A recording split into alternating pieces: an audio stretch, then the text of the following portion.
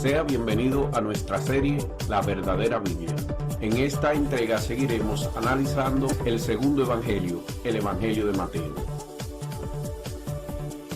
Mateo fue escrito anónimamente en alrededor del 70 al 100 de nuestra era común, evidentemente por un cristiano judío, obviamente pidiendo prestado en gran medida a Marcos.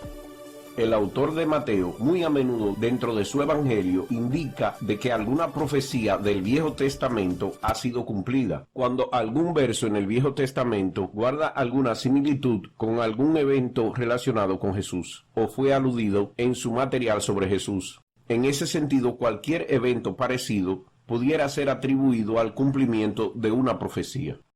Nadie sabe quién escribió el Evangelio de Mateo. El autor no dice ser Mateo. Bueno, básicamente no dice quién es. Lo que hace este evangelio un relato anónimo. Escrito entre el año 80 y 100 de nuestra era, se sabe que no fue escrito por un testigo ocular, y ciertamente tampoco por un discípulo de Jesús, como está implícito en el título que le fue dado por los cristianos del siglo II. Además, el Evangelio de Mateo está completamente escrito en tercera persona, sobre lo que ellos, Jesús y sus discípulos, estaban haciendo, nunca sobre lo que nosotros, Jesús y el resto de nosotros, estábamos haciendo. Incluso cuando este Evangelio narra el acontecimiento de que Mateo sea llamado a convertirse en discípulo, habla de él, no de yo.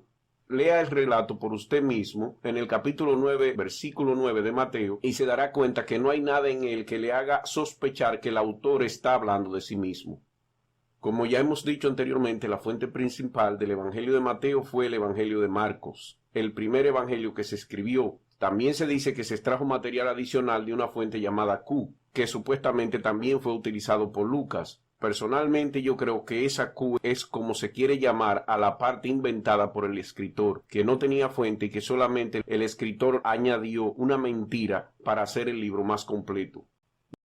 En general, el objetivo de este evangelio era hacer el cristianismo aceptable para los judíos. En específico, la función de escribir este evangelio era doble. 1. Enlazar a Jesús con el Mesías del Viejo Testamento y atribuirle cumplimiento de profecías. Y 2. Corregir errores o técnicas de escrituras griegas que Marcos utilizó, que demostraban que su evangelio era una obra de ficción. El escritor de Mateo representa una iglesia con fuertes conexiones judías. Mateo basa su evangelio en el Antiguo Testamento, tan a menudo como sea posible, incluyendo la huida a Egipto y el éxodo del niño Jesús desde Egipto, haciendo alusiones literarias a Moisés. El uso del lenguaje y el orden de Mateo en la Pasión refuerza que este es un texto judío. Los romanos son los malos de esta película. Los judíos simplemente espectadores y personajes simpáticos. El énfasis está en la salvación a través del conocimiento de Jesús, no a través de la herencia personal o la religión familiar, y es una filosofía exclusiva de Mateo. Jesús aquí habla del reino de los cielos y nunca del reino de Dios. Mateo es el único evangelio que incluye el sustantivo de Pedro o la roca, sobre el cual descansa toda la legitimidad de la sucesión apostólica. Mateo también es la única narración que incluye la huida de María y José a Egipto, en el capítulo 2, versículo 14. Mateo incluyó este pasaje para crear el cumplimiento de una profecía del Viejo Testamento, donde pone al Mesías a regresar de Egipto. También Mateo es el único evangelio donde se menciona lo siguiente: guardias apostados fuera de la tumba de Jesús para evitar el robo de su cuerpo. Un terremoto después de su muerte que partió rocas.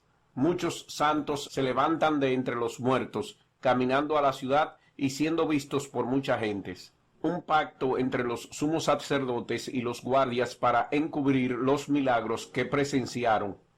Por supuesto, el hecho de que ninguno de los otros evangelios o literatura secular pensara que un apocalipsis zombie y santo no era lo suficientemente importante como para mencionar, no implica de ninguna manera que Mateo lo inventara por una razón tan simple como vender su historia o que la gente se la comprara. Tampoco su conocimiento detallado de una conversación privada entre guardias romanos y los sumos sacerdotes. Según Mateo, el centurión a cargo de la muerte de Jesús presenció un eclipse y un terremoto y estaba convencido realmente este era el Hijo de Dios.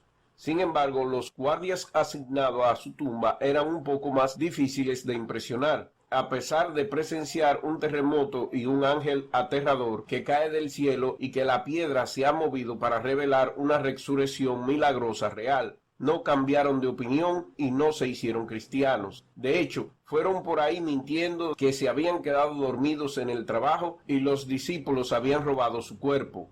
No importa que al estar incumpliendo sus deberes hubieran sido castigados con la muerte y que matarlos para encubrir la historia habría sido mucho más creíble y más barato que pagarles. En fin, el Evangelio de Mateo agrega soluciones absurdas a problemas que él mismo crea, problemas que el Evangelio de Marcos no sufría porque éste no quería probar que Jesús era el Mesías. El Evangelio de Mateo sí. El contenido del Evangelio de Mateo comienza con una genealogía de Jesús que va desde su padre José hasta el rey David, aunque ésta no coincide con la genealogía que Lucas incluye en su Evangelio. Continúa con una sección que discute a Juan el Bautista, luego pasa a un breve relato del nacimiento de Jesús y su bautismo por Juan el Bautista, y rápidamente la narración se traslada al tiempo de Jesús en las trincheras desafiando a Satanás, su colección de discípulos y las enseñanzas que transmite a los judíos.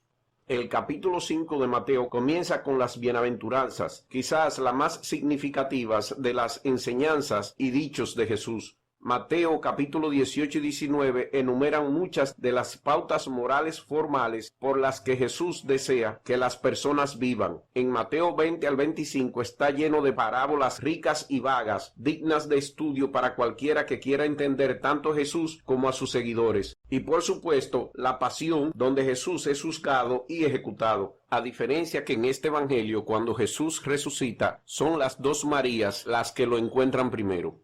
Mateo, como la mayoría de la Biblia, a menudo es contradictorio. En el capítulo 5, versículo 22, dice: quien te llame necio estará en peligro de fuego infernal. En otras palabras, aquel que desprecie a los necios o los tontos podría ir al infierno. Pero más tarde, en el capítulo 23, versículo 17, él cita a Jesús diciendo: los necios son ciegos. En este caso se nota a Jesús despreciando a los necios o tontos. Y aparentemente es verdad lo que dice en el capítulo 5, porque en el capítulo 4, versículo 6 de primero de Pedro, Jesús descendió al infierno por un rato. Entonces quizás fue al infierno por despreciar a los necios.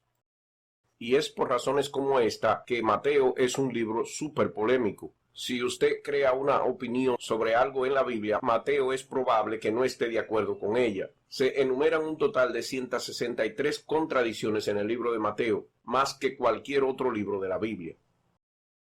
El total de las contradicciones del Evangelio de Mateo va desde el rango de lo no tan importante hasta lo absolutamente absurdo, empezando por las diferencias entre las genealogías de personajes en la Biblia, tema que la Biblia aparentemente toma como muy importante por el hecho de que transfiere la autoridad de un personaje ancestral a su descendencia, tomando como un hecho cosas tales como que si es descendiente de Abraham o el rey David, el personaje debe de ser tan grande como ellos. Parece ser que siguiendo esa tradición, los que escribieron los evangelios creyeron que relacionar el origen ancestral de Jesús con los patriarcas judíos legitimiza su aclamación de que Jesús es el Mesías.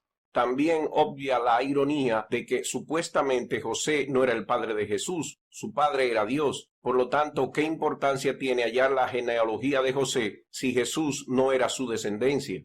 En ese sentido, el que José tenga por ancestro a David no le transfiere autoridad alguna a Jesús. Sin embargo, Mateo y otros evangelios se empecinan en tratar de demostrar tal relación.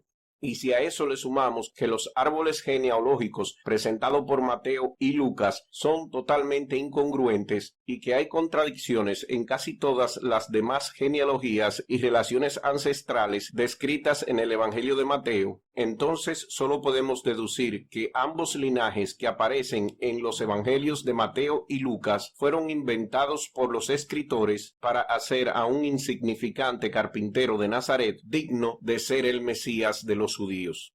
Después de darle tal derecho, solo le faltaba al escritor demostrar que este carpintero cumplía con las profecías que los profetas habían anunciado en el Viejo Testamento. Debía cumplir el verdadero Mesías del pueblo judío. Y Mateo no tuvo que ir lejos para aprenderlo, solamente tuvo que copiar la técnica utilizada por su fuente, Marcos, para amarrar profecía con alguien que no tenía ninguna relación con dicha profecía. He aquí a continuación algunos ejemplos.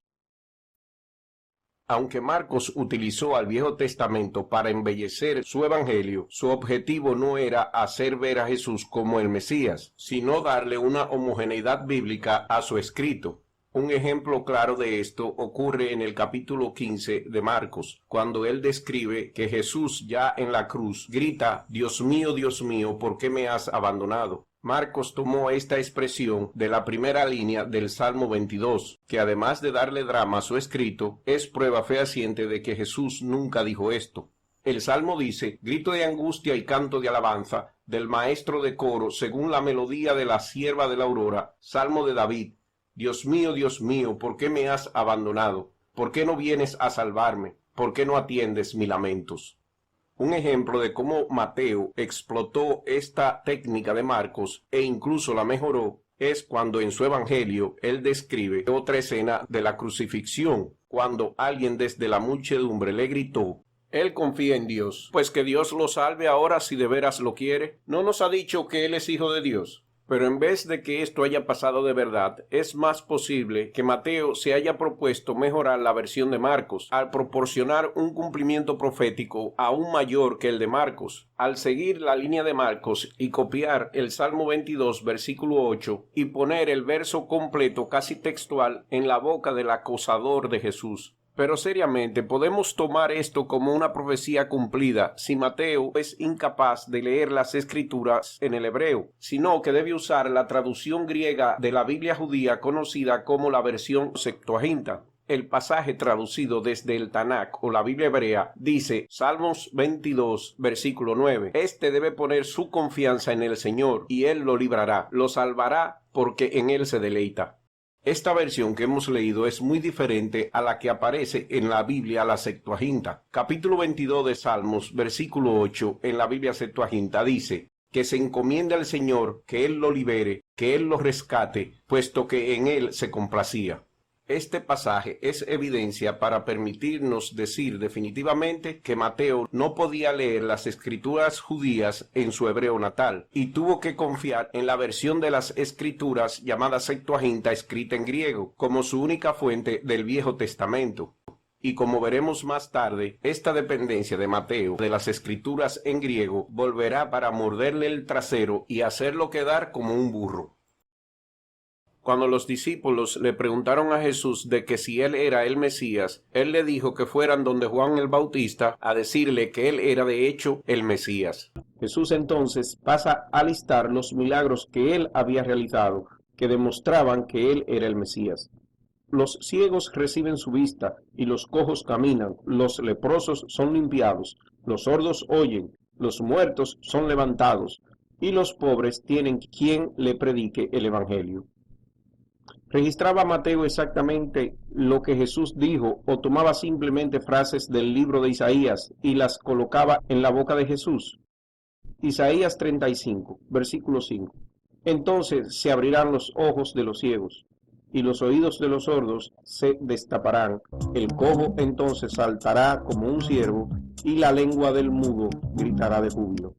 En Isaías 26, versículo 19, tus muertos vivirán, sus cadáveres se levantarán. En Isaías 61, versículo 1, el Espíritu del Señor Dios está sobre mí, porque me ha ungido el Señor para traer buenas nuevas a los afligidos. ¿Recuerda usted que hice la reclamación que la dependencia de Mateo en la versión Septuaginta griega haría que cometiera varios errores en sus síntesis de profecía? En Mateo, Jesús dice a sus discípulos, vayan a encontrar una burra y su pollino y traerlos. Así, él podría montar a ambos hacia Jerusalén. Inmediatamente le llega a su mente que la idea de ver a Jesús sentado a horcajadas sobre dos burros es difícil de imaginar, no tomando en cuenta probablemente que son de altura diferentes, que uno es un potrillo Pero una vez que nos damos cuenta cuál fue la fuente de Mateo, la razón por la cual cometió este error se hace evidente. Mateo simplemente leyó mal un pasaje de Zacarías porque él, por lo visto, no podía leer el hebreo y tuvo que confiar en la traducción griega del Viejo Testamento. Versión Septuaginta griega, Zacarías 9, versículo 9. Regocíjate sobremanera, hija de Sión. Da voces de júbilo, hija de Jerusalén. He aquí tu rey que viene a ti, justo y dotado de salvación, humilde, montado en un asno y un pollino, hijo de asna. Se ve claro que se refería a dos burros. Es desafortunado que Mateo no pudiera leer las escrituras judías en su lengua materna. Esto le habría salvado de la vergüenza después de su muerte. Aquí está cómo se lee en el hebreo en muchas tradiciones modernas. Alégrese enormemente, oh hija de Sión. Grita en triunfo, oh hija de Jerusalén. Contempla a tu rey que viene. Él es justo y dotado con la salvación, humilde y montado en un burro, incluso en un pollino, el hijo de un burro. Como se ve en este pasaje, se está hablando de un solo animal, solo que este animal es un burro joven. La frase sobre el pollino no es adición, pero realmente un modificador que explica que el burro que este rey montaría sería expresamente un pollino. Esto es conocido como un paralelismo hebreo, una forma de replanteamiento con aclaración adicional. Hay solo un animal mencionado aquí. Los traductores de la versión Septuaginta griega cometieron el error de interpretar las dos frases hebreas como una conversación sobre dos animales diferentes y insertaron la palabra griega para la conjunción y, que se escribe kai. El kai es casi siempre usado en adición de o así como. Esto hizo que Mateo creara un cumplimiento de profecía divertidísimo en que Jesús se sienta a horcajadas sobre dos burros al mismo tiempo. En Mateo 21, versículo 7, llevaron la burra y el burrito y pusieron encima sus mantos, sobre los cuales se sentó Jesús. Ay, mamá, esto debió ser muy doloroso para las entrepiernas de Jesús. Bueno, es posible que Jesús se sentara a horcajadas o hasta de lado, pero el caso es que ya que Mateo entendió a Zacarías 9, versículo 9, como significando dos burros, esto le forzaba a poner a Jesús sobre dos burros o la profecía no sería realizada. Mateo entonces usa el pasaje de Zacarías 9, versículo 9, como prueba de que la profecía se había realizado y explícitamente usa la palabra griega kai para denotar a dos burros distintos. A propósito, solo Mateo cometió esta equivocación de interpretar mal a Zacarías. Marcos, Lucas y Juan lo interpretaron correctamente y tienen un Jesús que monta solo un burro.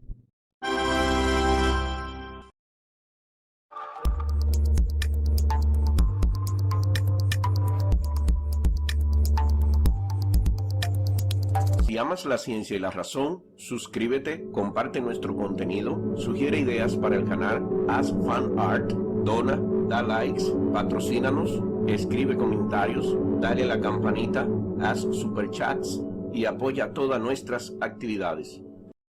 Muchas gracias por su audiencia y nos veremos en la próxima entrega de su canal Colulipa Reason and Science.